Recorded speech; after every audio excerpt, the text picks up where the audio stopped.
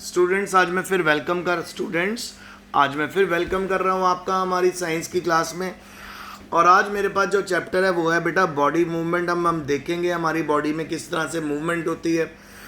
Muscles के बारे में पढ़ेंगे, नो बोलना मत, बोन्स के बारे में पढ़ेंगे। ठीक है, तो हम इसको डिस्कस करेंगे। तो आइए देखें, बात करते हैं कि आप बिल्कुल सीधे होके बैठ जाओ। तो अब आप ये नोट करो कि आपकी बॉडी में कोई मूवमेंट्स हो रही है। आप क्या क्या कर रहे हो, आप अपनी आंखों को भी ब्लिंक कर रहे होगे, आइज़ को टाइम टू टाइम। ठीक है, और आप ऑब्जर्व करो हमारी बॉडी में कौन कौन सी मूवमेंट चल रही है। एक बेटा हमारे लंग्स कंटिन्यूसली, उनमें ब्रीदिंग हो रही है। ठीक है, तो यहाँ पे बहुत सारी मूवमेंट्स हैं जो हमारी बॉडी के बीच में तब भी चलती रहती हैं अगर हम कहीं पे सीधा बैठ जाएं और हम बिल्कुल भी मूव ना हो। तो अगर हम एक जगह रुक गए हैं तो इसका मतलब ये नहीं कि हमारी बॉडी की मूवमेंट्स भी रुक गई। बेटा दो तरह की मूवमेंट है हमारी बॉडी में, एक तो एक्सटर्नल बॉडी मूवमेंट और एक होती है internal body movement. External body movement मैंने आपको ऑलरेडी, आप जानते ही हो, जैसे फॉर एग्जांपल आप चलते हो तो आपकी टांगें चलती हैं, आप लिखते हो तो आपका हाथ चलता है, तो ये एक्सटर्नल बॉडी मूवमेंट है। इंटरनल में बेटा हमारा हार्ट आ जाता है, ठीक है ना, हार्ट ब्लड पंप करता है ना, इस तरह से। अब आगे, जब आप अपनी नोटबुक के अंदर लिखते हो आपकी बॉडी का कौन सा पार्ट मूव करता है, तो आप नोटिस करो आपके हैंड भी मूव करते हैं, हैंड स्टिल रहता है, आपकी फिंगर्स मूव करती है जिन्होंने पेन को पकड़ा हुआ है। और जब आप टर्न लेते हो और एकदम से अपने फ्रेंड की तरफ देखते हो तो आप कौन कौन सा बॉडी का पार्ट मूव करता है, तब जी हमारी गर्दन मूव करती है ना, इवन हमारी आईज भी मूव करती हैं। तो हम इन सभी जगह बातों से हमें क्या पता चला कि डिफरेंट पार्ट्स होते हैं हमारी बॉडी के, वो मूव होते हैं, पर कई पार्ट होते हैं जो स्टिल रहते हैं अपने प्लेस में। तो हमारी बॉडी में कभी कभी कंप्लीट मूवमेंट्स भी होती हैं, कभी इनकम्प्लीट मूवमेंट्स भी होती हैं। यानी कभी हमारी बॉडी पूरी मूव होती है, कभी हमारी बॉडी का एक पर्टिकुलर पार्ट ही मूव होता है। इन एग्जाम्पल्स में जैसे आप एक जगह से दूसरी जगह जा रहे हो, ठीक है, ये भी एक तरह की बॉडी मूवमेंट शो करेगा। अगर आप गेटअप हो गए हो, उठ गए हो, आप स्कूल जाते हो, अपने टीचर के पास जाते हो और अपने कंपाउंड में घूमते हो, उसके बाद आप अपने घर वापस आते हो, तो इसमें कौन कौन सी बॉडी मूवमेंट्स आ गई। वॉक भी आ गया, रन भी आ गया, स्किपिंग भी आ गई, जंपिंग भी आ गई, एक जगह से दूसरी जगह मूवमेंट भी आ गई। तो आइए अब हम देखते हैं कि एनिमल्स किस तरह से मूव करते हैं। तो मेरे पास टेबल 8.1 है। उससे पहले देखो बूजो क्या कह रहा है। बूजो कह रहा है कि जिस तरह से एनिमल मूव होते हैं तो प्लांट्स भी मूव होने चाहिए, पर उसको ये ज़रूर पता है कि प्लांट एक जगह से दूसरी जगह नहीं जा सकते। क्यों? क्योंकि जो प्लांट होते हैं उनकी जो रूट्स होती हैं वो फिक्स्ड होती हैं। पर क्या उनमें मूवमेंट शो होती है? बिल्कुल बेटा, उनमें मूवमेंट शो होती है। तो इन मूवमेंट्स को स्टडी करने के लिए साइंटिस्ट ने एक एक्सपेरिमेंट किया।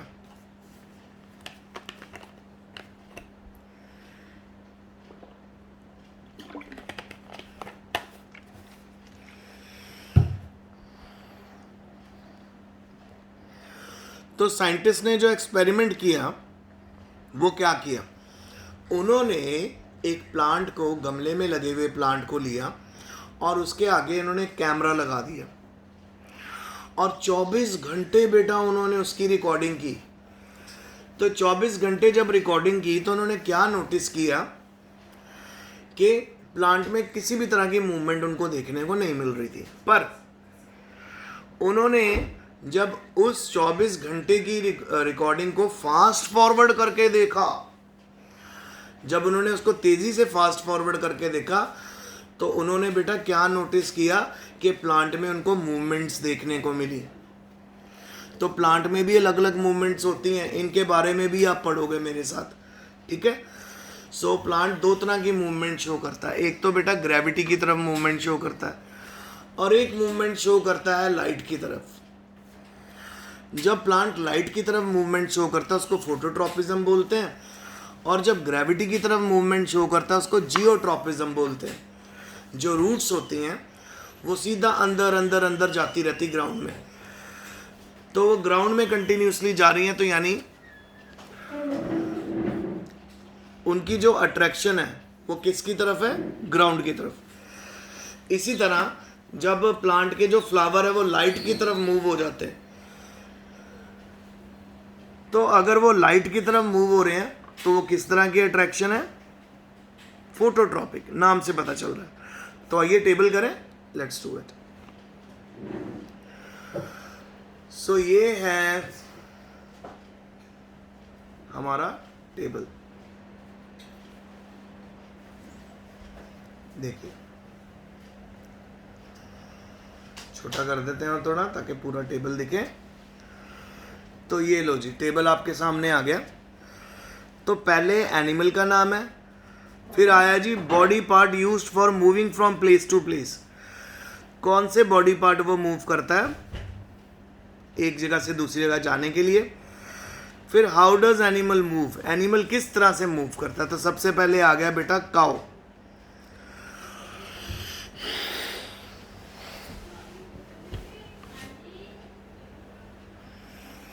काउ, सो काउ में जो बॉडी पार्ट यूज हो रहा है मूवमेंट के लिए वो है हमारी काउ लेग्स यूज करती है। तो बेटा अगर वो लेग यूज कर रही है तो कौन सी मूवमेंट आ गई? वॉक। ह्यूमन भी अपनी लेग्स यूज करते तो कौन सी मूवमेंट आ गई? वॉक। स्नेक्स की होल बॉडी स्लिथर होती है, स्लिथर का मतलब रेंग के चलता है, तो स्नेक को स्लिथर करता है। बर्ड में वो विंग्स यूज करती है अपनी, ठीक है, तो वो क्या करती है? फ्लाई। इंसेक्ट भी अपनी लेग्स यूज करता है तो वो वॉक। फिश अपने फिन्स यूज करती है, अपने फिन्स को हिंदी में बोलते हैं बेटा जो मछली के, आपको पता है जो उसके गिल्स होते हैं और गिल्स के ऊपर जो स्केल्स होते हैं, ठीक है। सो मछली के जो फिन्स होते हैं, फिन्स मतलब उसकी फ्लैप्स जो होती हैं उनके थ्रू मूव करती है, तो वो करती है स्विम।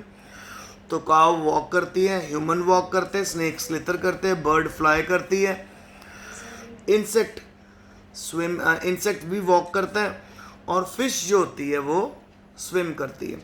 तो हमने क्या क्या देख लिया?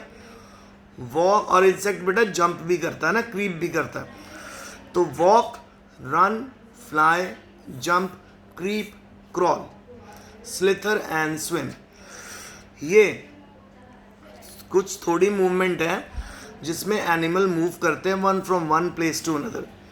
वॉक करते हैं बेटा लेग्स की मदद से, रन भी लेग्स, फ्लाई विंग्स की मदद से, जंप करते हैं वो भी लेग्स की मदद से, क्रीप करते हैं, क्रॉल करते हैं जब पूरी बॉडी मूव होती है, जैसे स्लिथर मतलब जैसे मैंने आपको बताया स्नेक में, और स्विम करते हैं अपने फिन्स की मदद से।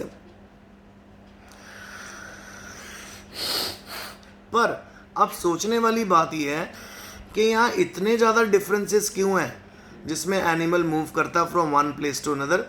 वो इसलिए क्योंकि हर एनिमल की जो हैबिटेट होती है, जो रहने का एरिया होता है वो डिफरेंट होता है, और वो अलग अलग एनवायरनमेंट में सरवाइव करते हैं, इस करके उनकी मूवमेंट भी अलग अलग हो गई।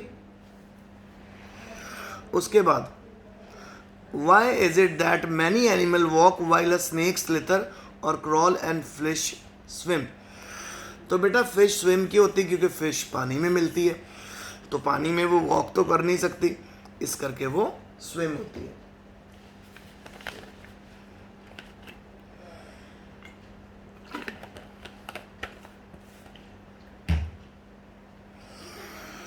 उसके बाद आ गया बेटा हमारे पास अगला टॉपिक शुरू हो गया, human body and it's movement. आइए पढ़ें। Let us look closely. अब हम ध्यान से देखेंगे अपनी ही मूवमेंट्स को। तो अलग अलग एनिमल्स को देखने से पहले हम अपनी मूवमेंट्स को देखते हैं। आपको फिजिकल एक्सरसाइज करना अच्छा लगता है स्कूल में? आप अपने हैंड्स कैसे मूव करते हो फिजिकल एक्सरसाइज करते हुए? आप अपनी लेग्स कैसे मूव करते हो अलग अलग एक्सरसाइज करते हुए? तो आइए अब हम इन सभी मूवमेंट्स को स्टडी करें और देखेंगे हमारी बॉडी कैपेबल है कि नहीं।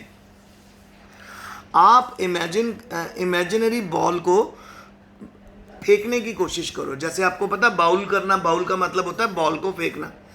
तो आप पूरा हाथ घुमा के बॉल फेंक रहे हो विकेट की तरफ, तो आपने अपनी आर्म किस तरह से मूव करी, जब आपने अपनी आर्म को रोटेट किया तो आपका शोल्डर भी सर्कुलेट हुआ, उसने भी सर्कुलर मूवमेंट शो करी। तो क्या शोल्डर भी मूव होते हैं, ठीक है। अब आप बैठ जाओ थोड़ी देर के लिए। अब आप अपनी लात को रोटेट करने की कोशिश करो, लेग को रोटेट करो, अपने हिप्स को रोटेट करो, आप रोटेट कर पाओगे। अपनी आर्म को बेंड करके देखो, आप बेंड कर पाओगे एल्बो से। और अपनी लेग को बेंड करो, नी से कर पाओगे। अपनी आर्म को स्ट्रेच करो सीधा सीधा, फिर साइड में स्ट्रेच करो, फिर अपनी आर्म को बेंड करो, फिर ठीक है। और अपने शोल्डर को टच करने की कोशिश करो अपनी फिंगर से। Which part of your body did not bend. अब आप नोटिस करो कौन सी पार्ट है आपकी बॉडी के जो बेंड नहीं हुए और कौन सी पार्ट है जो बेंड हो गए। बहुत इजी है। तो आज आपने ये जो एक्सपेरिमेंट है करके देखना है। फिर बेटा अपनी आर्म को स्ट्रेट करके उसको उल्टा बेंड करने की कोशिश करो। आप नोटिस करोगे आप नॉर्मली ऊपर की तरफ तो बेंड कर लोगे, पर अगर अपने अपनी आर्म को नीचे की तरफ बेंड करना है आप उसको बेंड नहीं कर पाओगे, क्योंकि वहाँ पे हमारा जॉइंट होगा, तो नहीं हो पाएगा। तो try to move the various part of your body and record their movement in the table. तो आइए टेबल देख लेते हैं। बड़ा ही अच्छा और इंटरेस्टिंग टेबल है।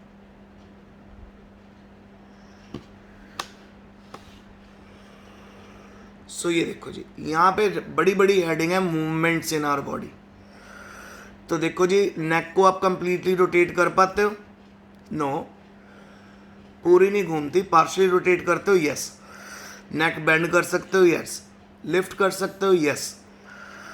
मूव होती है? तो यहाँ पे आपने लिखना है no. Does not move at all, ठीक है। सो ये तो गलत है, हमारी जो नेक है वो मूव होती है। फिर आ गया बेटा हमारी रिस्ट।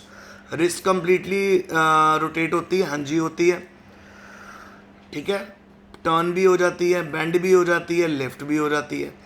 फिंगर्स रोटेट हो जाती हैं कंप्लीटली, ठीक है। टर्न पार्शली होती हैं, बेंड भी हो जाती हैं और लिफ्ट भी हो जाती हैं।